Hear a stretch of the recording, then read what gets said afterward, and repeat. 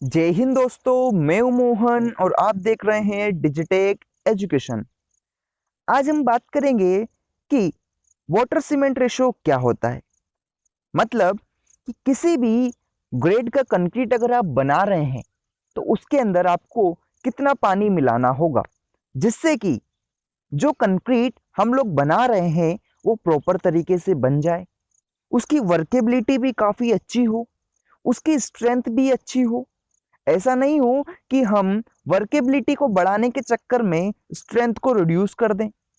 ठीक है, तो ध्यान दीजिएगा, वाटर सीमेंट रेशो कंक्रीट जब बनाते हैं तब बहुत ज्यादा इंपॉर्टेंट होता है।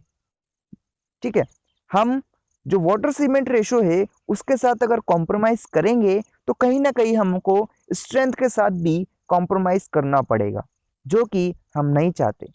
तो आइए मैं आज आपको बताऊंगा कि कौन से ग्रेड के लिए आप कितना वाटर सीमेंट रेशो रख सकते हैं, या कितने कौन से ग्रेड में आप कितना वाटर मिला सकते हैं।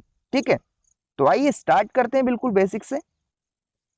आपके सामने लिखा है कि different ratio of concrete the amount of water for 50 KG of cement is.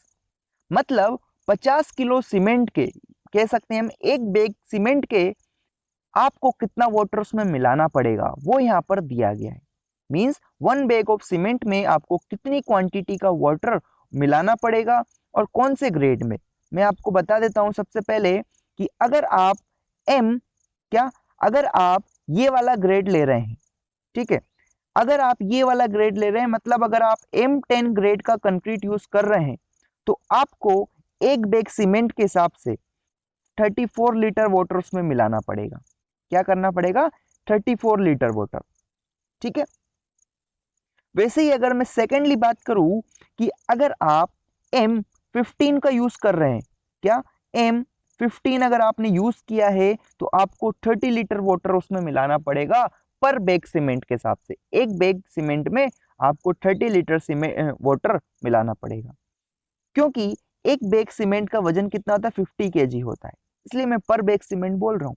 वहीं अगर आपने जो यूज किया है ग्रेड, वो आपका कौन सा है? M20 हो गया। M20 ग्रेड हो गया तो आपको 27 लीटर वाटर उसमें मिलाना पड़ेगा। ठीक है, वहीं अगर आपका ग्रेड कौन सा है? आपका ग्रेड M25 है। कौन सा ग्रेड है? M25 ग्रेड है अगर आपका, तो आपको 25 लीटर वाटर उसमें मिलाना पड़ेगा। क्लियर हुआ कि कौन से ग्रेड के अंदर कितना वाटर मिलेगा पर बैग सीमेंट, ये मैंने आपको बता दिया है। तो ध्यान दीजिएगा, जब भी आप साइट पर विजिट करेंगे तो वहां पर अगर आपकी जो लेबर है, मिस्त्री है, वो अगर इस रेशियो को फॉलो नहीं कर रहा है तो आपको उसको ये रेशियो फॉलो कराना होगा। अगर वो ज्यादा अमाउंट में वाटर कर देगा, वाटर की क्वांटिटी अगर इंक्रीज कर देगा, तो आपकी क्या होगी? वर्केबिलिटी तो बढ़ जाएगी। क्या होगी? वर्केबिलिटी बढ़ जाएगी, लेकिन स्ट्रेंथ रहेगी कहीं ना कहीं कम होने लगेगी। ठीक है, ध्यान दीजिएगा, दो चीज है यहाँ पर। वाटर सीमेंट रेशियो जैसे जैसे बढ़ेगा, वाटर जैसे जैसे बढ़ेगा या वाटर सीमेंट रेशियो आपका इंक्रीज होगा, तो वर्केबिलिटी तो आपकी बढ़ेगी लेकिन स्ट्रेंथ क्या होगी? कम होगी, और ये हमारे लिए नुकसानदायक है। ठीक है, तो मेरे ख्याल से ये चीज अब आपको क्लियर हो गई होगी। मैंने आपको बता दिया है कि जब भी आप कंक्रीट बनाते हैं तो वाटर सीमेंट रेशियो बहुत ज़रूरी है। नॉर्मल कंस्ट्रक्शन वर्क के लिए वाटर सीमेंट रेशियो यूजुअली 0.5 लेते हैं, मतलब आधा हम लोग अज्यूम कर लेते हैं। ठीक है, और जो ध्यान देना, अगर हम ज़्यादा वाटर मिलाएंगे तो वो स्ट्रेंथ को कम कर देता है, ये मैंने अभी आपको बता दिया है। ठीक है, ये अभी मैंने आपको बोला था कि वाटर सीमेंट जो रेशियो है जैसे जैसे बढ़ेगा तो वर्केबिलिटी हमारी क्या होगी?